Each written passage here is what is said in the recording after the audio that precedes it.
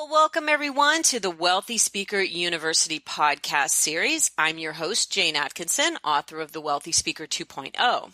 Today, we are talking to Colleen Francis of Engaged Selling, and we want to help our listeners sharpen their sales game. Welcome, Colleen.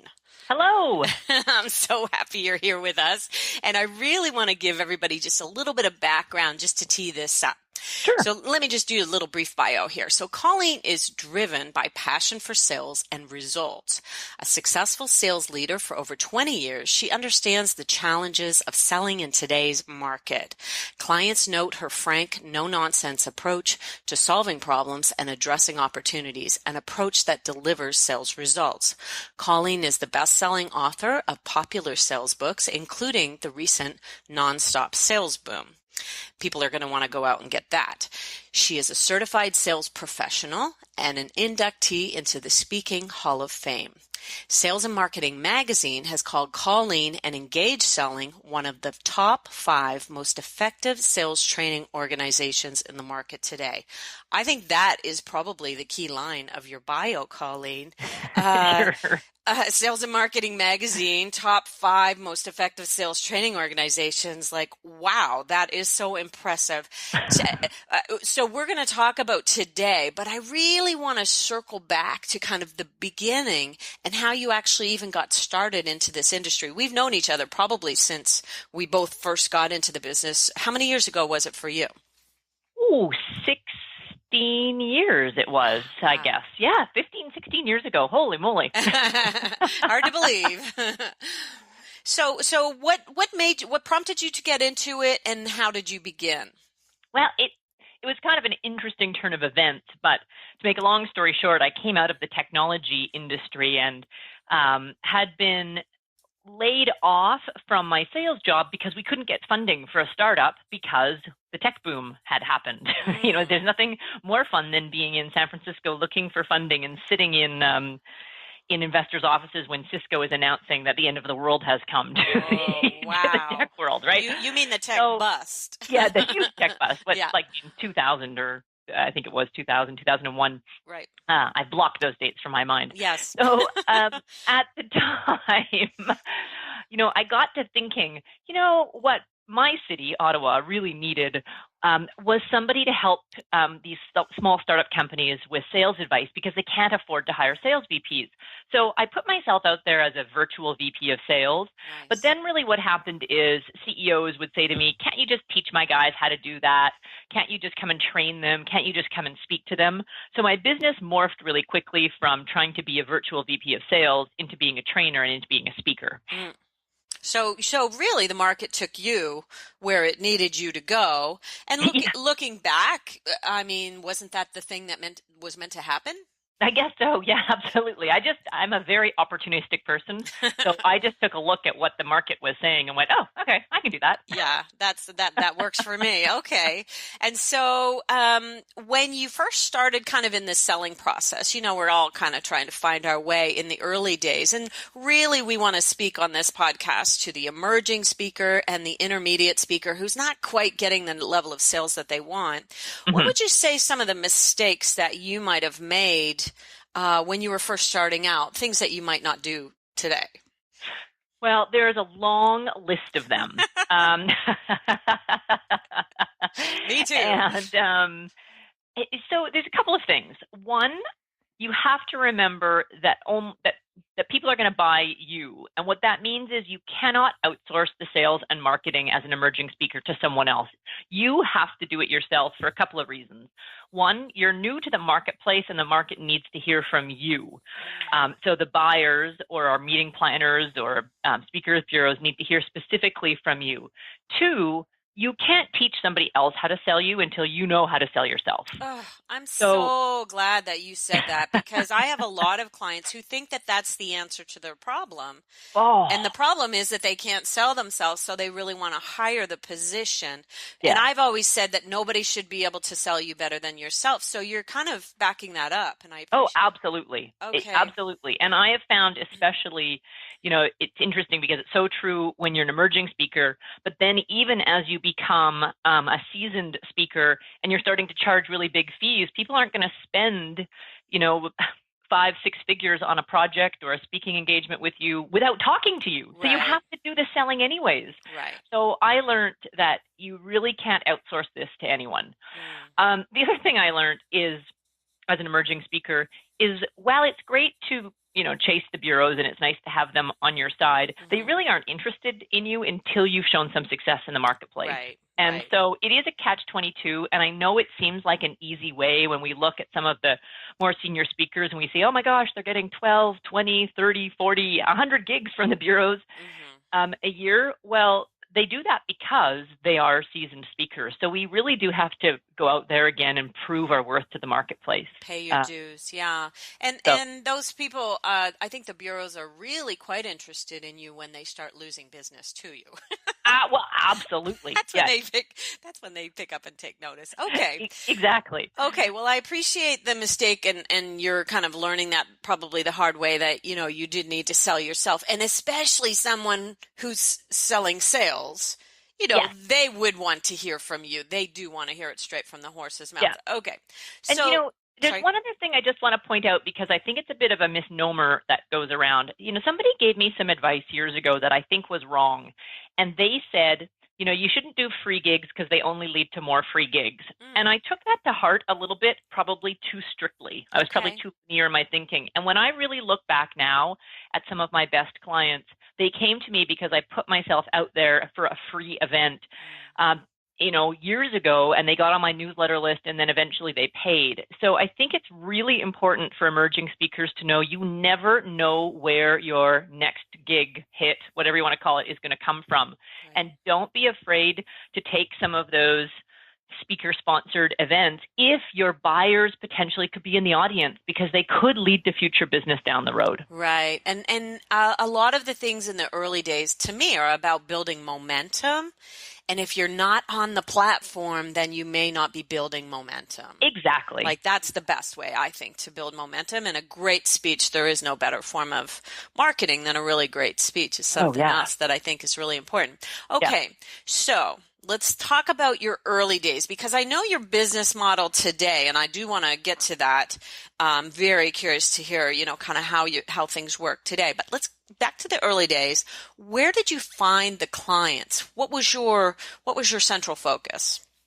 So I found them in a few different ways. I did a lot of networking in my hometown, which was Ottawa at the time. So I spent a lot of time networking and asking friends for referrals. So that was sort of the direct way to find business. I cold called associations and cold called lists of successful companies. And then I did a lot of indirect work. And the indirect work meaning right from the beginning, I was really focused on building my list. So I would speak for free in exchange for names. I would do free webinars, free teleconferences. I made sure my website always had name capture, and I sent out newsletters on a weekly or biweekly basis, always with something new and exciting, with the hope that they would get passed on. I did a lot of, at the time, what was really popular is sharing, like, Jane, hey, you send my newsletter to your group and I'll send yours to mine, and we'll try to cross-pollinate, things like that. Right, yep. And I have found that list building and getting a group of followers, building a community of followers who love your stuff is the key. And that was probably the smartest thing I ever did when I started my business, was peppering my community with really good content on a regular basis, because now those are the people who are coming to me for new business opportunities. Nice. And I'll bet that you were one of the early adopters of what we now call the magnet, where people will give their name and email address when they come to your website for something juicy. I'll bet that you were kind of smarter about that, and it probably didn't say sign up for my newsletter. Am I guessing? I'm guessing. No. We sign up, get a free CD or a free white paper. Right. It was interesting because I remember in my early days, I used to go to a free event. Let's call it like a Chamber of Commerce speaking event. And I'd say, hey, if anyone wants my newsletter, give me your business card, and I'd get maybe 10% of the audience. And then I got smart and I'd say, hey, if anyone wants this free white paper I've got right now, give me your email address, and I get 100%, and then say, oh, by the way, I'm going to put you on my newsletter. Right. I do exactly the same thing, only I do a draw, and then I'll say, because I'm speaking to speakers, I have the luxury of saying, being transparent, this is what's going to happen with your thing now, and if anybody wants to opt out, just come and let me know, and nobody ever does. And I give them a good opt-out option right at the beginning, but and there's a lot of ways to kind of build the list, and I love that you said you cross-pollinated. I think strategic partnerships have been a big one for me just this past year in being on other people's podcasts and things like that. Yes. Is that something that you're doing a lot of lately too? Oh, a ton of it. And I always laugh and say, I will do any podcast as long as it's legal, moral, and ethical. Well, I like that you have boundaries. Well, here's the reality is it either is going to get you in front of your audience, or it's going to get you in front of people who can refer you to your audience, or it's going to help you develop new content and give you an excuse to send something new and different to your current community. Right. So I don't see it as a lose in any situation. I mean, yes, legal, moral, and ethical is my guideline.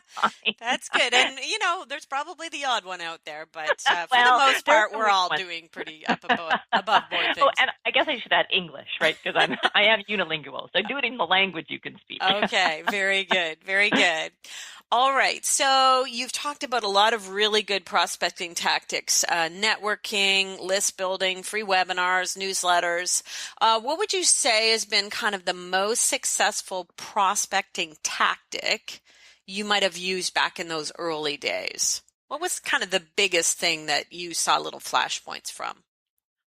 Writing and video. Okay. So video is more recent because video has really just come into the forefront. Mm-hmm. But I will say that in the early days, it became much easier to sell my speaking services once I had a demo reel or, some video.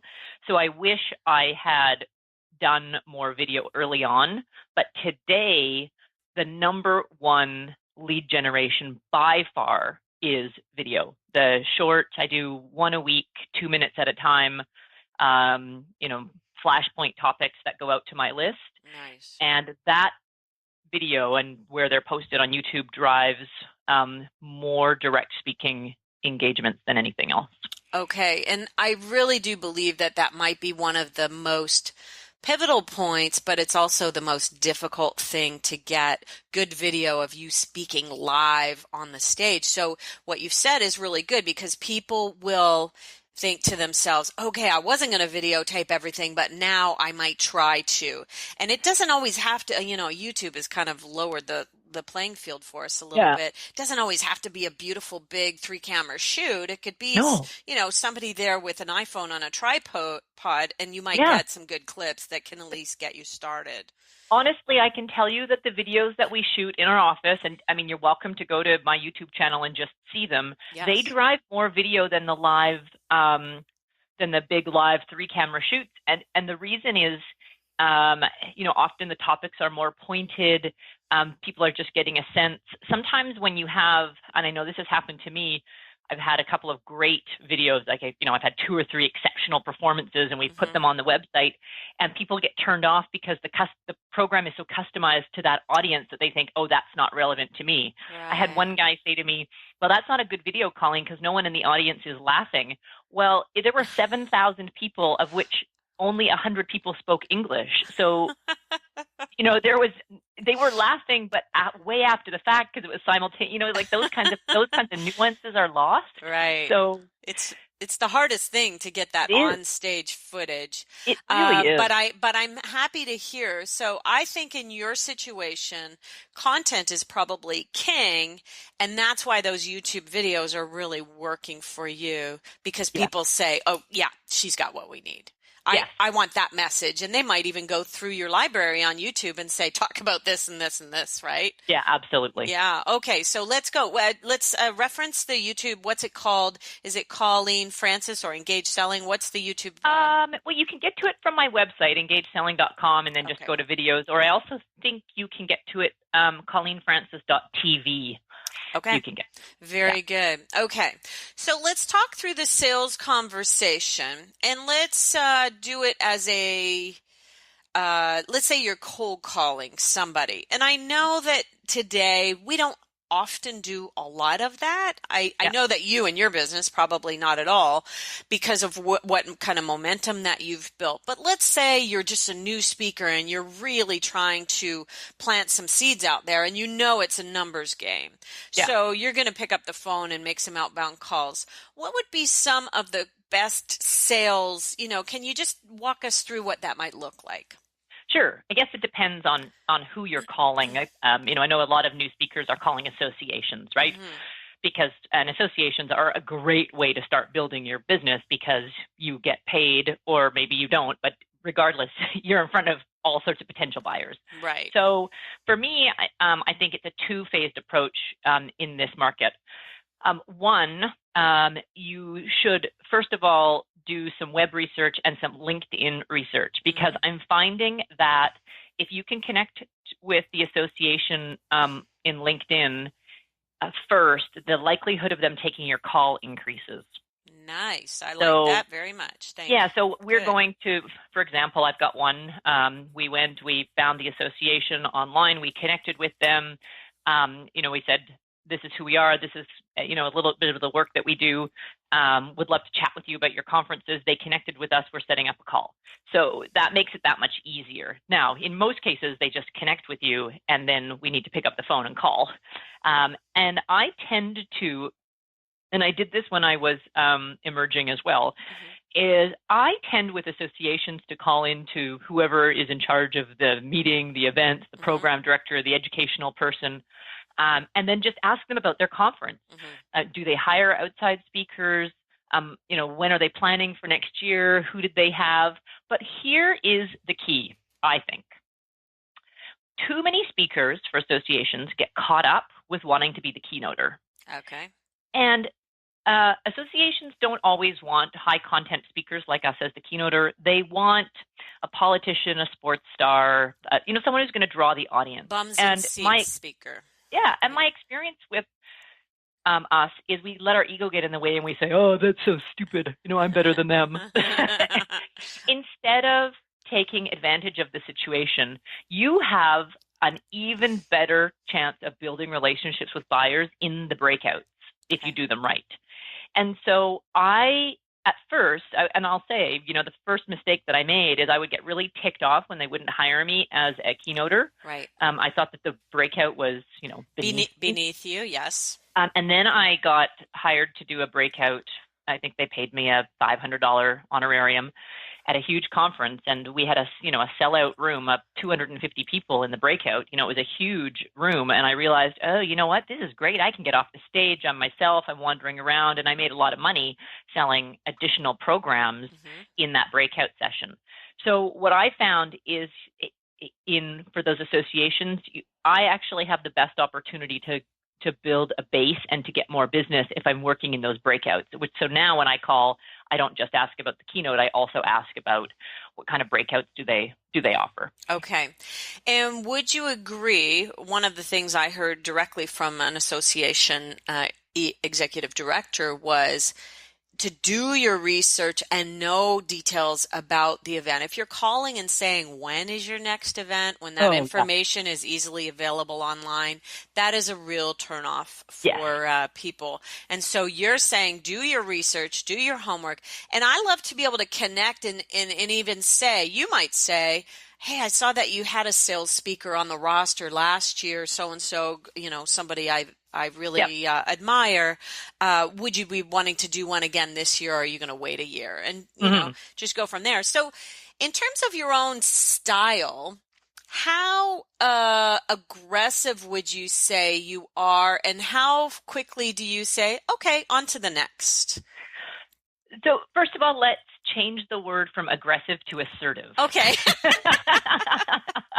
It's a nuance, but one has a negative connotation and one doesn't. Okay. So fair enough. Because I would argue I'm not aggressive, but I am assertive. Okay. And how assertive are you exactly? What does that look like? If someone says to me, we're March or April. Ooh, it's April. If someone says to me, Colleen, we're all booked up for this year, our conference is in October, everything is squared away, I'd say to them, hey, great, I understand.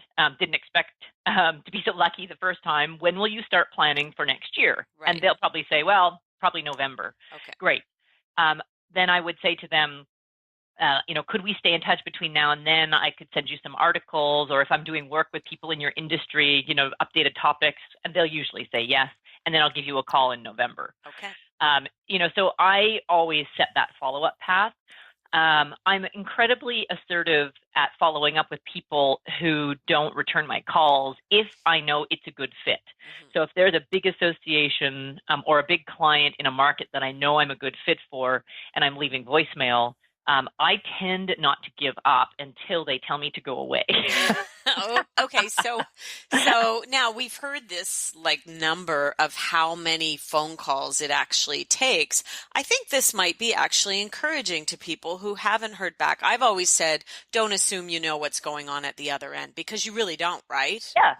So how many messages would you leave for someone before the last message was, okay, I can see you don't actually, I can see maybe you don't think that this is a good fit, so I'm going to give up. What would it take for you to? Well, such a hard question. Miss Assertive. And I always have to temper my remarks here because I realize I'm wired a little differently. I mean, I am a sales expert, right? So, yes. And I recognize that 90% of the speakers out there don't have their specialty in sales. Right. That is so true. So what I teach my clients to do and what I do myself to, I'm going to be honest, at 80% of the time, is I follow a series where I might leave 2 or 3 voicemails in a week, followed by an email. So I always leave a voicemail and then immediately send an email, within 5 minutes. I like that. And then, so I leave 2 or 3 in a week. And then after I've left the 3rd voicemail, then I wait a couple of weeks. My last voicemail would say, hey, Jane, sorry I missed you. This is why I'm calling, and I sense you might be really busy, so how about I call you? If I don't hear back from you, I'll call you April 15th. So I wait a couple of weeks, and then I start that series over again, and I wait 3 weeks, and then I start the series over again, and I wait 4 weeks. And then after I've tried about 12 or so times over the course of, a couple of months, I take stock and I think to myself, okay, is this a good lead? Should I still be following up with these guys? And if I know that it is for whatever reason, I continue. And if I say, you know what, Colleen, you're really chasing someone who you have no business chasing, right? This is a bad association. It's not in my sweet spot, whatever. Then I drop the lead. Okay. I probably give up a lot sooner than that, but I know that my email would say something like, I'm thinking that based on your lack of response, maybe you don't think we're a good fit or something like that, just kind of addressing the elephant in the room, that is the fact that they won't call me back.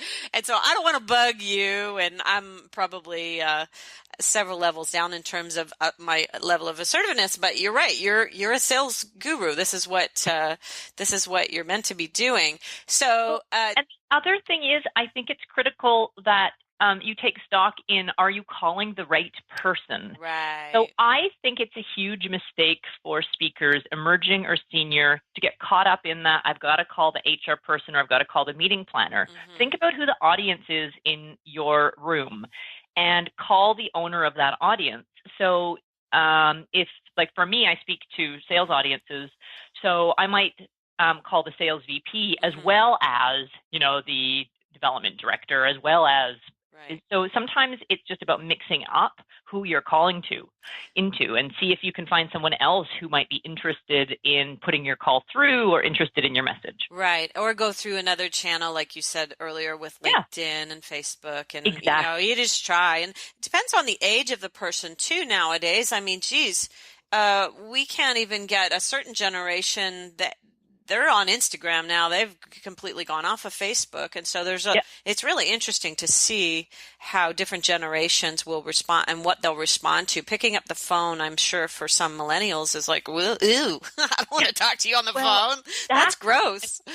We wrote an entire chapter in my book that you mentioned, Nonstop Sales Boom, all about being ubiquitous, because I believe that the key to prospecting and sales in this marketplace is to be everywhere your prospects are. Right. And the challenge is there's so many places that they can be, you have to be everywhere. Yes. yes. And okay, this is really, really good, I think, information for people. Talk about the numbers game. What do you think it takes? Let's say you're way back in the early, your calendar is clear. In terms of how many seeds does it take for you to plant in order to want for one to sprout? Do you have any numbers on that? Ooh, that's a good one. I know I'm throwing this at you right out of left field. We used to say, okay, back in the day when we would actually send out packages, Yeah. like with a video in it or something, it was like 10 packets might equal one booking, but it might have taken 50 phone calls to get to those 10 packets. Yeah, absolutely. So, um, it if I look at average sales ratios across North America, not just in the speakers world, it's a 3-to-1 ratio from qualified leads to close. Now, a qualified lead for us is someone who's actually put up their hand and says, yeah, Yes. you know what, Colleen, I'm actively looking for a sales speaker and you are on the short list. Okay. I've got your pricing and your pricing is in line. Your topics are perfect. I think you can do the job for me. We're just trying to decide between you, Right. Mr. X and Mrs. Y, right? So that's a qualified lead. Okay. And generally that's 3-to-1. The problem is it takes about 25 attempts to get to those 3. Oh, right. Okay. Right? That's good, helpful. I think So, yeah, so 25 attempts, like 25, let's call them 25 leads, will get you 3 qualified leads, which will get you 1 sale. That's roughly how the market is working, in my opinion, right now. Okay, well, that's at least, I think it gives people hope, and it also lets them know that you really do need to do the legwork. There really are no overnight successes that I know of anyway. Somebody who just hung up their shingle and said, I'm a speaker, and then poof, they were there. There's always a lot that has gone into somebody's success. So I think that's a good, for people to note that Colleen did not land at the top of the mountain. You had mentioned something about the roller coaster.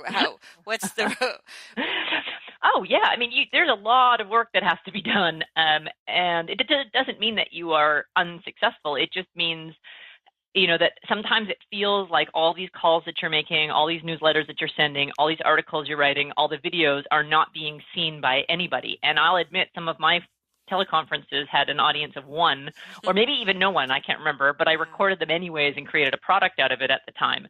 But ultimately that body of work attracts people. And then people start to look at your body of work and say, wow, you've been doing this for X number of years. Look at all this great content. And the sales conversation changes because they come to you. And the holy grail in our business is when people pick up the phone and say, I'd like you to speak to my group, or I'd like you to do some work with my group on X. And you don't have to sell yourself because they're already convinced you're the right fit. It becomes my business mentor, Alan Weiss, says the conversation shifts from get me some sales help to get me Colleen Francis. Right? That's a beautiful place to be. Exactly. A beautiful place to be. Okay, so 2 more ideas here. One is, how do you close the deal? Is there anything particular that we could give to someone who they know they're maybe in the running, then there's 2 other speakers? How would they elevate themselves to close the deal? There's a couple of things, and this is where having this body of work is nice. So I always send a book, and I will always point them to video that I think is relevant to their group, so that they have something, or even an article. They have something. Testimonials or references from other clients also are a tool that I use extensively when people are considering me versus somebody else. So I try to provide, here's a reference you can talk to, or here's a testimonial letter from somebody else. Right. So anything that proves how good you are outside of you saying, hire me because I'm good. Right. That's wonderful. So other people, so you might go the same industry and say, okay, here's several industry references that you might be able to either call on or at least see what they said. Exactly. Okay. Yeah. Wonderful. And when you send the book, if they read the book, I think that's also a great way to kind of get you closer to being the one. Yeah, and there's 2 different ways that I will send books. If I'm getting if I'm getting a lead in from a bureau, for example, and they say customer ABC is interested, I immediately say, great, let's send them a few copies of the book so that they can have a look at it in their initial conversation. So that's one way. But the other way is if the lead has come to me direct and I've had a conversation with them before and I know what their hot buttons are, then I send a book, but I put a sticky note in a couple of chapters that says, this is exactly what we were talking about and why I think I'd be a good fit for your business. Okay, you key in on specific content. Very nice. Exactly. So it just depends on the situation. And if you don't have a book, then, maybe in your early stages, it's a good idea to get to compile some articles that you've written into a white paper and invest a little bit of money with a good writer and layout person so that you actually have something physical and hard you can put in the mail as a white paper or a discussion topic, or just, shoot some video. Nice. Very nice. Okay. So once you have a client, you've gotten that first piece of business, what would be, maybe you walk us through a really beautiful client relationship that you've had and where it went from there. What else could be possible for, how do you tee up future business? So teeing up future business. So first of all, you have to have alternatives for the client. So, you're a speaker, but can your speech be moved into a workshop? Do you have other multiple topics? Are you interested in consulting or coaching and all those other things, right? So that you can use those as examples in your speech if you've done them. When I was coaching this client the other day, in a workshop. But if you haven't done that other kind of work, that's fine. Don't lie about it. Right. But the key is to create a speech in which people want to come up to you afterwards and say, hey, how can I have that for my organization? Or we need to talk about you doing more with us. And then rather than just thinking, well, great, I can give this speech to another 100 people, start asking questions around what are they looking for? What kinds of changes are they trying to create? What really resonated with them in your presentation and why? Why is that a problem? And then you can build out some options for the client that might include a number of different interventions, as I like to call them. Okay. And what might that look like for some of your clients? What's your list of interventions? I love it. So, yeah, it's a good word, hey? Yeah. So it could be workshops. It could be workshop development. It could be consulting.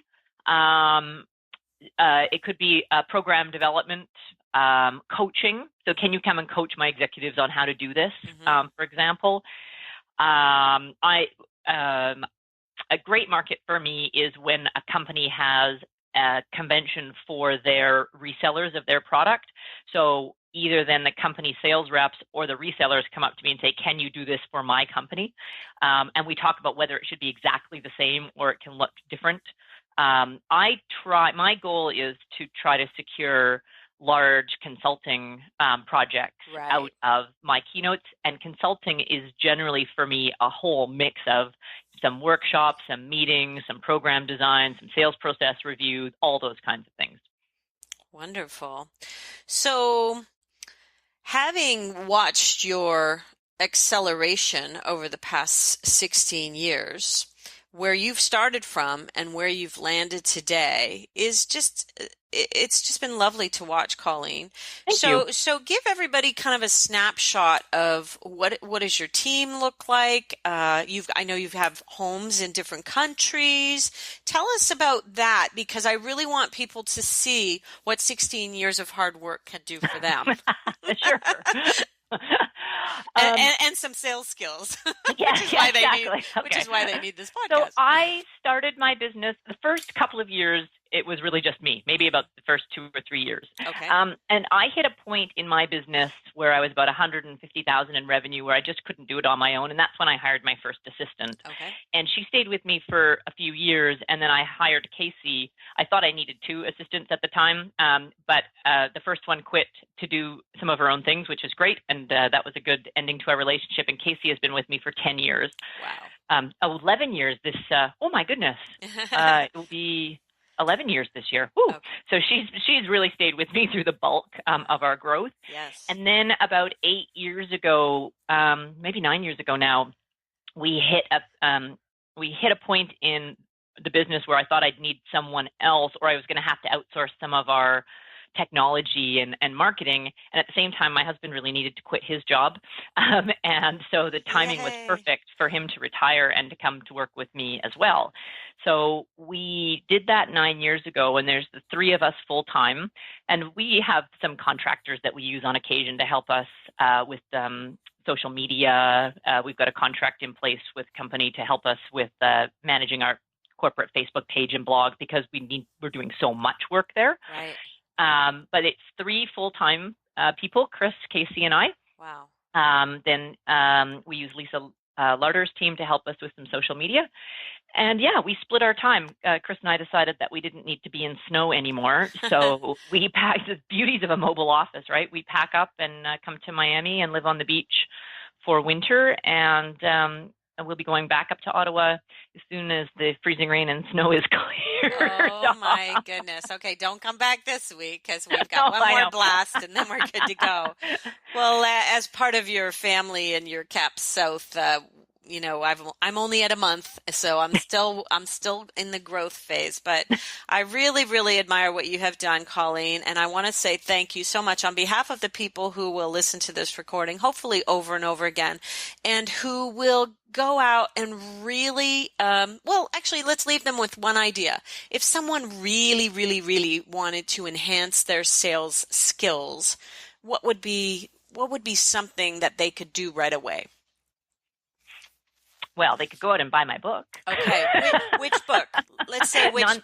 Nonstop Sales Boom. Nonstop Sales Boom. Okay, so that's job number one. That's job number one. I love that. So for me, I really think, and this almost sounds counterintuitive because I know that my expertise is all around the art of the sales conversation and selling, but I got to tell you that especially in our business, this is true for all businesses, but especially in our business, all sales skills are resolved with good front-end prospecting skills.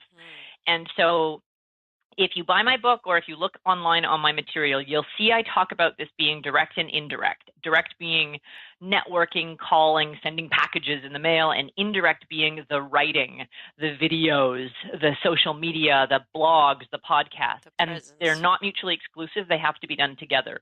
And the more you do that and the more momentum you create in the marketplace and the more excitement you create, the more you attract to you. And that changes the sales conversation because you're no longer selling yourself. The selling has been done for you. Right.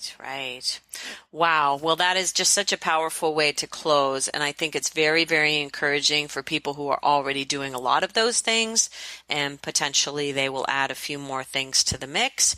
Go and get Colleen's book, and definitely check out engageselling.com and see her videos. And I just want to say thank you so much for taking the time out of your busy schedule. Hey, my pleasure. To be with us here today. So fun.